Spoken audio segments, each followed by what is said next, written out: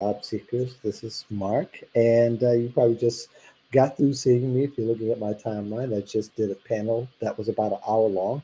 This one's going to be a little bit shorter. I want to have these gentlemen on because they wrote a book that you should be interested in. It's called "Don't Take That Job Till You Read This Book." Lee Branham and Mark Hirschfield has joined me to talk about their book. And I want to have them on as well. They were kind enough to include me in the book on the expert panel. So I thank both of you very much for doing so. So uh, a little bit about each of you can talk about your past work, maybe in a sentence or two. We'll start with Mark. Thank you, sir. Hi, Mark Hirschfield, Minneapolis, Minnesota. Started with what you would now know as the Gallup organization back in 1981. And Hmm. this is my fifth decade of kind of thinking about creating and great workplaces. And maybe after my fifth decade, I've maybe got a thing or two figured out. So looking forward to Maybe. having this conversation. Great. Lee?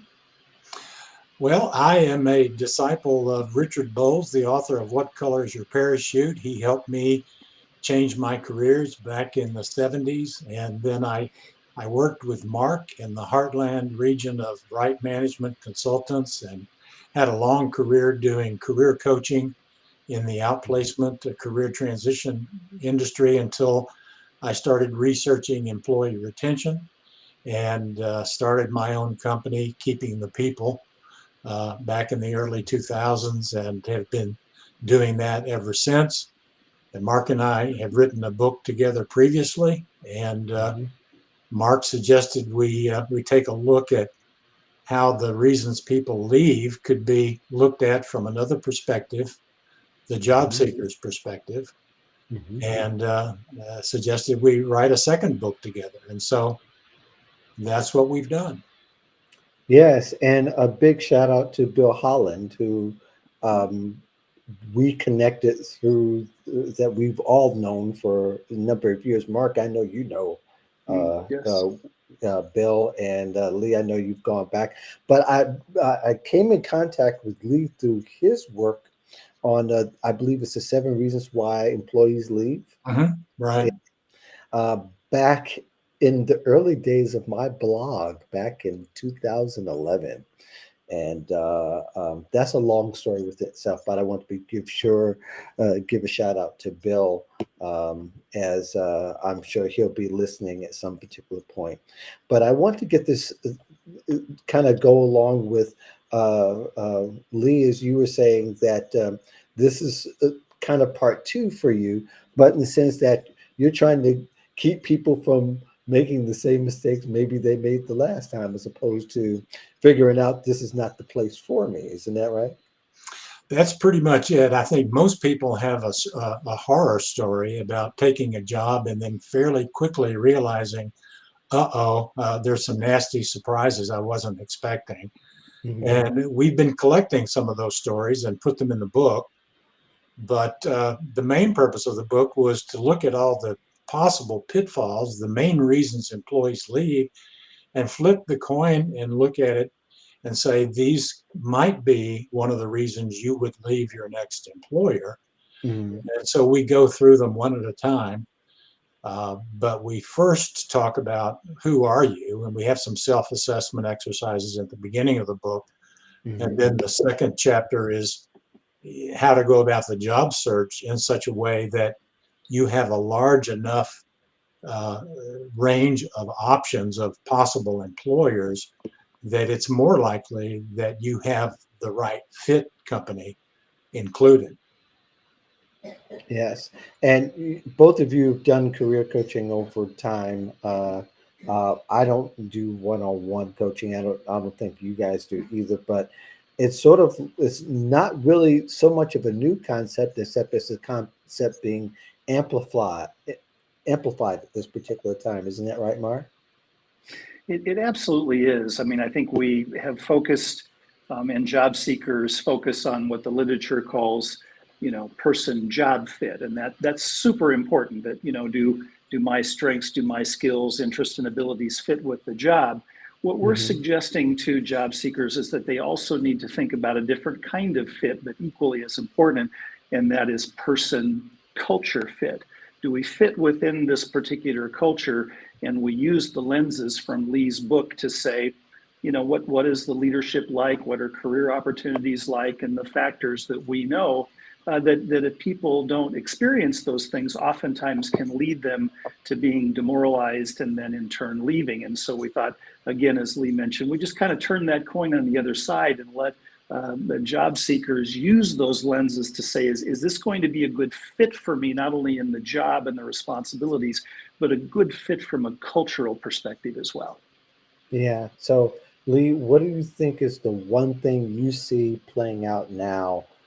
Maybe we talk about 2023. I don't know if you're familiar with the all the terms that are being used. I think one thing is, uh, you know, people are using as far as them staying in place, or not like the Great Resignation. I think we're past people job hopping, though job hopping was never new. Really, all these terms that we use now that we see in the news and we see in the media, that really never changed. It's just being, spotlighted because it's uh, what we're seeing is seeing it's coming in a way that's a little bit different than we've never seen before.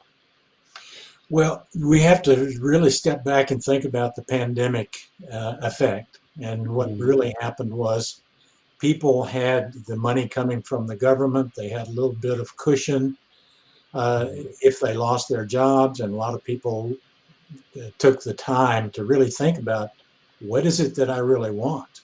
Mm-hmm. And we also had a lot of companies that were downsizing and doing it in a rather unfeeling way. Mm-hmm. So you got a sense of which companies were more empathetic to the plight of a job seeker and which companies weren't. Mm-hmm. And people had the luxury of thinking, well, you know what? I'm gonna use this opportunity to think about what I really want. And we also got used to remote work. Right. And so a lot of people say, well, I kind of like this. And I'm in a position maybe to negotiate. Maybe I have a little more leverage with my employer than I used to have. Mm-hmm. So in that sense, our book came out at exactly the right time with the guidelines for how to vet your potential employer. And that's something most job search books don't do very well. Right. We think that's a unique aspect. Yeah, it's been even though there's been coaching surrounding that for some years now. When we talk about being recent, probably more so in the past 5 years, people are taking a look a little bit closer. Though it's not large enough because people are making the mistakes of going to the wrong fitting job. And um, what uniquely to you, Mark, is different about looking at a company now than let's say about 10 years ago? I think a lot of the patterns are the same. And Mark, to your point, sometimes we put new terms on things like, the notion of quiet quitting. I Yeah. heard from a friend of mine who was in the military 30 years ago. They in that area they call that retired while on active duty. Right. The dynamics of some of these things have been around for a time. And the seven broad cultural patterns that we ask people to kind of, again, just review and see if these are important. Does the organization help you get off to a great start? Do they offer Hmm. opportunities for career development? Are they solving for some of your own personal work life needs? Those patterns are largely holding, but how those might be expressed are a little bit different. And the example that Leigh gave with regard to more people going remote. That's Hmm. there always have been some people, but now that's a larger population.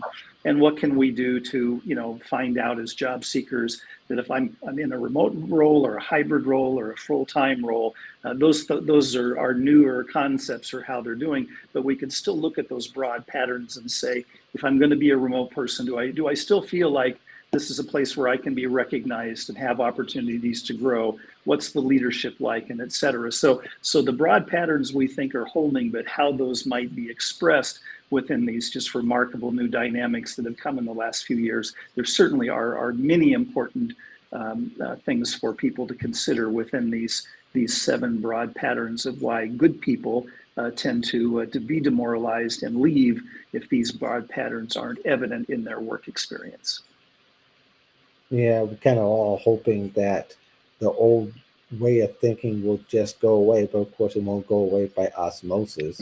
It's going to take some reaction uh, once they realize that people, and I think that's kind of happening now because companies are kind of having the real toggle of either losing people who they consider real talent to jobs that are kind of adapting the hybrid remote as opposed to being all in into the returning to the office, aren't really? Yes, people are. There's a new concept called bare minimum Mondays, which is a revolutionary idea that, we're reacting. Generation Z seems to be reacting against the idea that you're willing to give up uh, your personal life, work weekends, work evenings, and so forth. Um, so I read recently that 42% of workers in one poll would take a 15% pay cut to work from home. Hmm. Well, I think that's a Generation Z thing that we're seeing, and it also has a lot to do with the fact that that's an option that more people Yeah, have now that they didn't used to have. yeah, yeah. Well, there's all. I mean, there are trends because of technology. Like there are people who are there's some companies who are paying employees every day. Uh, can you imagine having not to wait 2 weeks to get a check or being able to resign and get paid for that very day? And that's pretty much it. There's no 2 or 3 week or 2 or 3 month lag time between getting your first and last check. I mean, the technology access kind of changed everything. And, we've seen almost a complete 180 from what we used to see when we were coming up, right, Mark? That's a good example. I actually have a couple of corporate clients who have implemented that same day pay, and they did it Hmm. because what they found was is that there were a number of their employees who were using their role as more kind of in a part-time kind of thing, Hmm. what was the value proposition to a cohort of these people is, I'll work with you today, and I'd like to be paid because tonight I'd like to take my family out for dinner and a movie. And Hmm. that was the exchange, and that was a reasonable one in terms of one of the factors that we talk about. Is your employer helping you feel valued from a compensation and reward point of view? And Hmm. if the paycheck is not until next Thursday, I can't take my family out for a dinner and a movie. And so these are good Right. examples of where hopefully organizations are doing things, and this is a small cohort, but are they providing under those 7 lenses that I know you value that kind of model, Mark. But then as a job Hmm. seeker, if I'm looking for that kind of thing, that example gives us, the organization is getting work at a time when it's more challenging for them to schedule. So that's a win for the employer, and it's a win for the employee because they're able to do something meaningful, important, and valuable to them with their family. So both win from those kinds of exchanges. Some of the things that have to be done, of course, are far more difficult or long term, but it's a terrific example of where if employers are listening, they can do a good job, and then the job seekers who are looking for, again, that particular kind of important part of their employment experience would say, that's just exactly what I was looking for.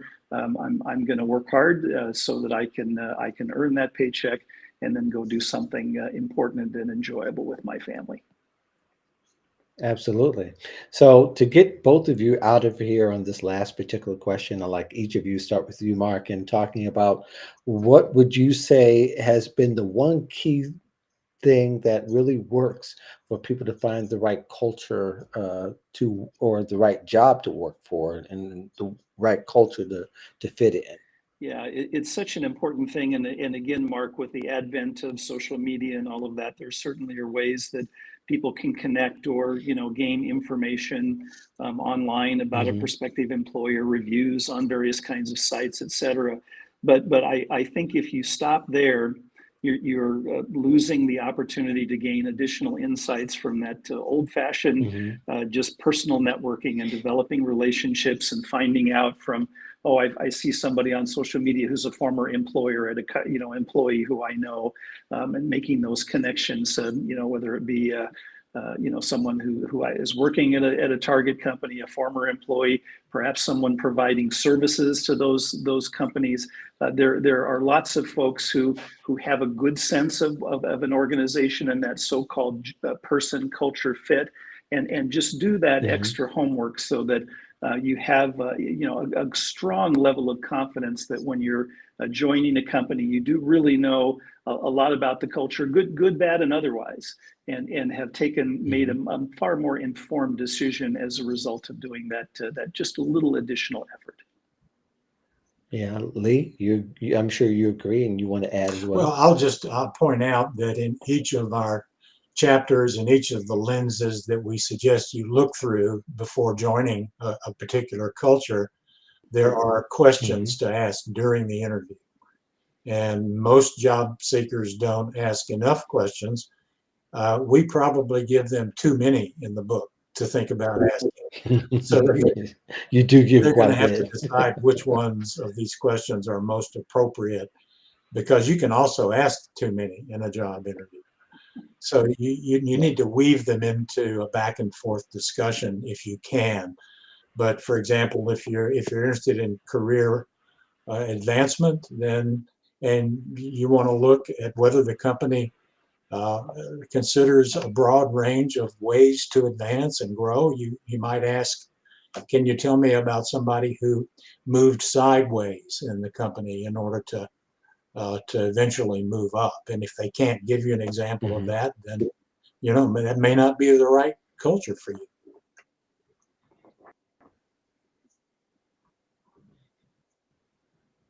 Yeah, yeah, and to really take that into serious consideration. Of course, the job seeker is the last person to judge. That's going to be right or wrong. Where they might hear something that's not so positive, it may not be necessary uh, um, negative for them. So, gentlemen, thank you very much. We talked about your book. Don't take that job until. I definitely want to thank Leigh Branham, Mark Hirschfield for joining me here on the Voice of Job Seekers. And for the rest of you, thank you very much. And should you have any questions, feel free to call on LinkedIn. Uh, I'll have the links to their LinkedIn profiles and to the websites where the book is for your comfort and